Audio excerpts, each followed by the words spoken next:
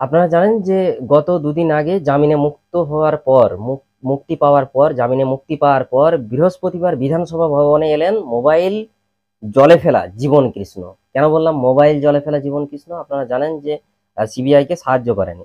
বৃহস্পতিবার বিধানসভা ভবনে এসে স্পিকার বিমান বন্দ্যোপাধ্যায়ের সঙ্গে দেখা করেন বিধায়ক জীবন কৃষ্ণ সাহা। তার কাছে বিধায়ক হিসেবে আবার কাজ শুরু করার আবেদন জানান তিনি স্পিকারের কাছে।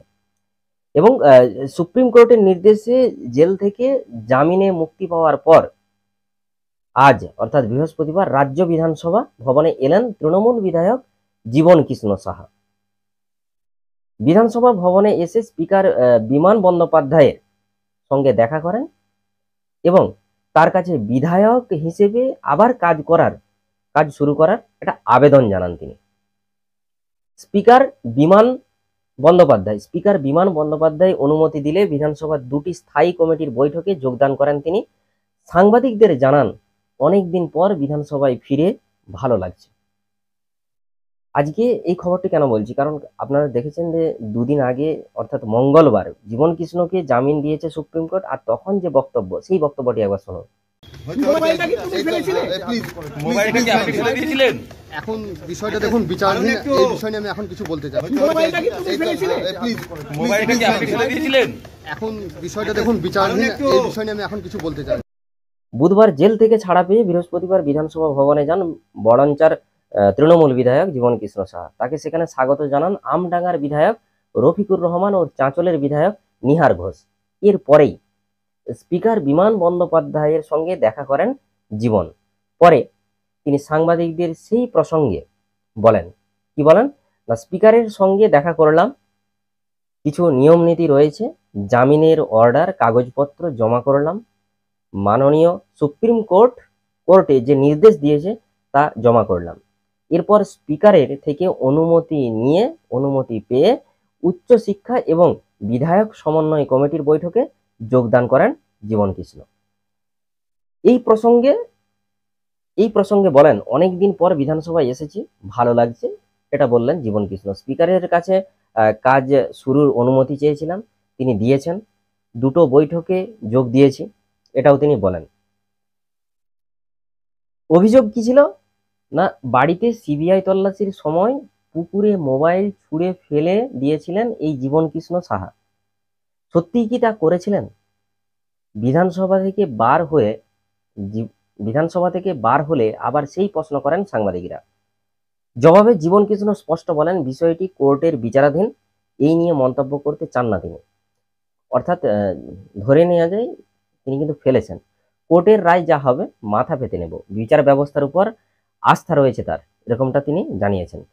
জীবনের সেই মোবাইল পুকুর সেচে উদ্ধার করেছিল সিবিআই মোবাইলটা, তা থেকে প্রয়োজনীয় তথ্য মিলেছিল বলেও জানিয়েছিল সিবিআই। বৃহস্পতিবার তবে কার মোবাইল নিয়ে এসেছেন বিধানসভা ভবনে? কার মোবাইল নিয়ে এসেছেন? মোবাইল তো পুকুরে। জীবন বলেন, এখন স্ত্রীর মোবাইল নিয়ে এসেছি কাজ চালানোর জন্য। তারপর আবার তিনি বলছেন, বিধায়ক হচ্ছেন আইনসভার সদস্য, আইন মেনে কোর্ট যা রায় দেবে মাথা পেতে নেব, মোবাইল নিয়ে কিছু বলবো না। হাস্যকর একটা ব্যাপার।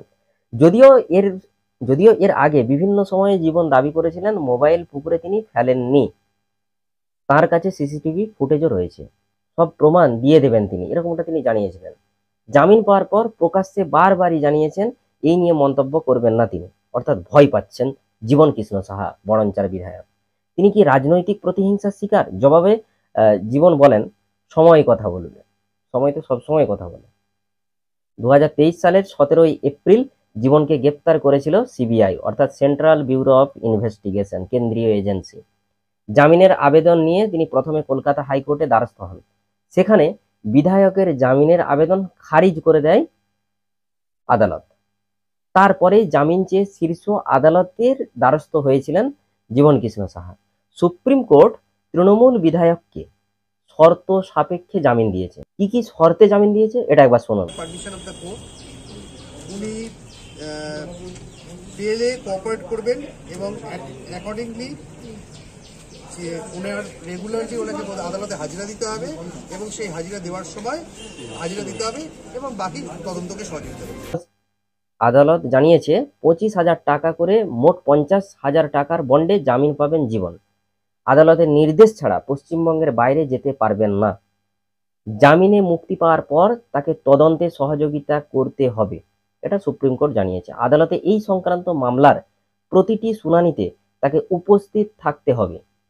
এই মামলার ক্ষেত্রে কাউকে কোনো হুমকি দেওয়া যাবে না। অর্থাৎ জীবন কৃষ্ণ যদি চাই যে সাক্ষী জোগাড় করব বা এক এক কাজে অনেক কিছু তথ্য জোগাড় করব, এটা কিন্তু হুমকি দিয়ে করা যাবে না। আদালতে তাকে পাসপোর্ট জমা দিতে বলেছে যদি সে চলে যায়, মানে বিদেশে যদি চলে যায় জীবন কৃষ্ণ। এই নিয়েও কিন্তু একটা সন্দেহ রয়েছে, যে জামিন তো পেয়েছে, এরপর কি বিদেশ যাত্রা হবে জীবন কৃষ্ণ সাহার, এই নিয়ে কিন্তু একটা সন্দেহ রয়েছে। আর সেই কারণেই কিন্তু পাসপোর্ট কিন্তু জমা দিতে হলো জীবন কৃষ্ণ সাহাকে। তো দর্শক, আমরা দেখতে পাচ্ছি, আমরা হাসছি এসব খবর দেখে, কিন্তু সবচেয়ে বড় কথা এই মুহূর্তে 18তম লোকসভা নির্বাচনে দুটো যে জোট, একটা এনডিএ একটা ইন্ডিয়া, কার দলে কাকে সমর্থন করবেন আপনি, এটা কিন্তু আপনার ব্যক্তিগত গণতান্ত্রিক অধিকার, আপনারা থাকবেন। কিন্তু কেন্দ্রীয় এজেন্সির দ্বারা প্রতিটি রাজ্যে যেরকম অরাজকতা চলছে কেন্দ্রীয় এজেন্সির দ্বারা, সেটা কতটা গ্রহণযোগ্য আপনি কি মনে করেন? অবশ্যই জানাবেন কমেন্ট বক্সে। দেখতে থাকুন নিউজ 10 বাংলা। ধন্যবাদ।